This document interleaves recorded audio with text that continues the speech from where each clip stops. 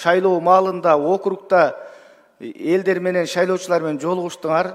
Негизги көйгөйлөрдүн бири катары бүгүнкү күндөгү биздин курулуш иштериндеги мектеп болобу, бала бакча болобу, жолбу, социалдык мүнөздөгү имараттар болобу, кандай гана курулуштар болбосун, баары тендерге байланышкан.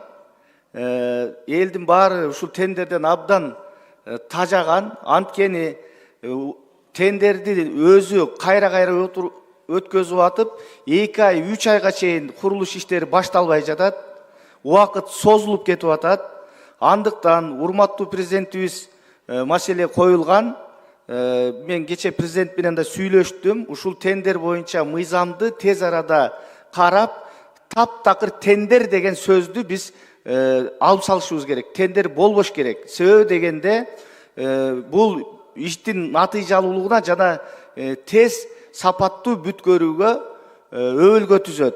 Андыктан Алмаз Акунжанович министрлер кабинетине тапшырма берилген.